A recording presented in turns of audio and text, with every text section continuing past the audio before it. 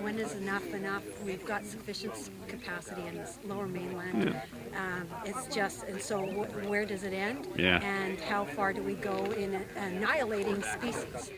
This is the second year that we've organized this PEEP-In, and the reason we're organizing it is to stop Port Metro Vancouver from adding a second container terminal out on Roberts Bank. We are just around about in the middle of where that biofilm is. This is Brunswick Point, and so on each tide the biofilm is refreshed. Those Western Sandpipers, which started their journey in Central and South America and are heading all the way to Alaska to breed, they need to stop over at certain key sites, and this is probably the main one. They need to stop over here and feed. And typically the Western Sandpipers will stay here for 2, 3, 4 days and feed up, and they double their body weight. The entire Western Sandpiper population, over their lifespan of 5 to 6 years, will have visited here at some point.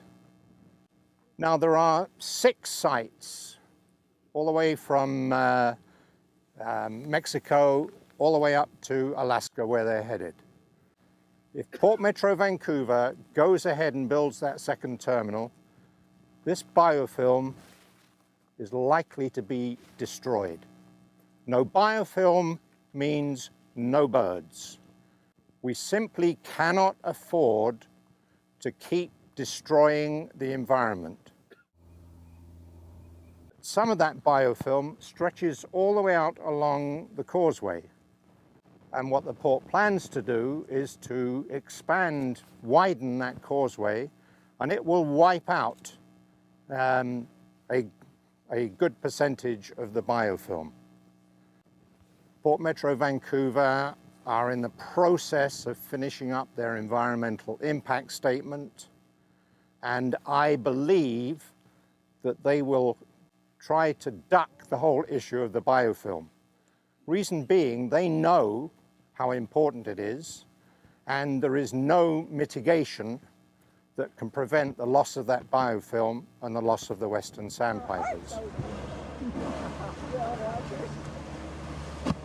The orcas, the southern resident orcas, of which there are 3 pods, are listed as a species at risk, and the port is trying very hard to ignore that Species at Risk Act, because again, it knows that with what it's trying to do, that it will have a negative impact on the southern resident killer whales.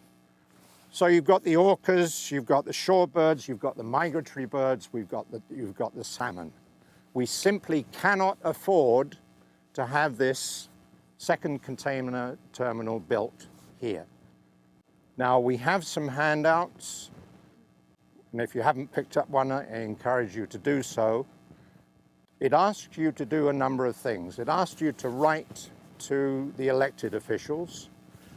It asks you to write to your, in particular, your local MP. But we have got on that handout the email address of the President and Chief Executive Officer of Port Metro Vancouver, Robin Sylvester. If we can raise the profile, then we have a good chance of stopping Port Metro Vancouver from developing the second terminal. Again, thanks very much for coming out, and do join us in the fight to stop T2. Thank you.